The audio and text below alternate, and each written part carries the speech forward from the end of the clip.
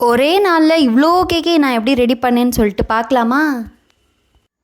நாளைக்கு தியானோட பர்த்டே. எங்களோட ஃப்ரிட்ஜ் எப்படி இருக்குன்னு சொல்லிட்டு பார்க்கலாமா?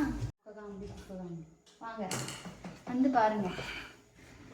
தியான் பிறந்து இதோட 2 வருஷம் ஆயிடுச்சு. அதனால் 24 கேக்ஸ் வந்து இந்த கேக்கை பண்ணது நான் தான். அந்த கேக்கை காட்டிகிட்டு இருக்கும் போதே என்னடா இந்த கேக்கை காட்டுறேன்னு சொல்லிட்டு பார்க்குறீங்களா?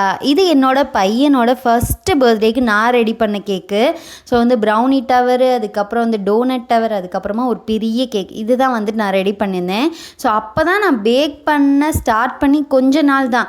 ஐசிங் கூட எனக்கு பண்ணுறதுக்கு சரியான எக்யூப்மெண்ட்ஸ் எதுவுமே கிடையாது. தோசை கரண்டியெல்லாம் வச்சு எனக்கு தெரிஞ்ச அளவு சூப்பராக வந்துட்டு ரெடி பண்ணியிருந்தேன்.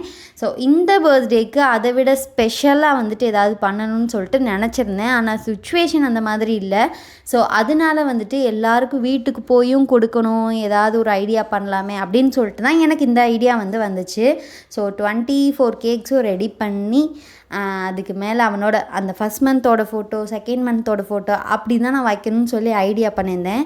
ஆனால் என் ஹஸ்பண்ட்டை கொடுத்து அந்த ஒரு வேலையும் அவர் வந்து சொதப்பிட்டார்.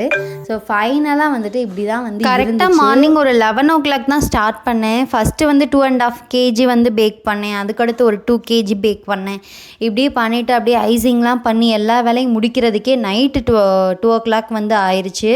அதுக்கப்புறமா அடுத்த நாள் ஈவினிங் கேக்லாம் கட் பண்ணிவிட்டு எல்லாத்தையுமே தனித்தனியாக பேக் பண்ணி எல்லார் வீட்டுக்கும். உங்களுக்கும் இந்த மாதிரி கேக்ஸ்லாம் வேணும்னா ஸ்க்ரீனில் தெரியுற இந்த நம்பரை காண்டாக்ட் பண்ணுங்கள்.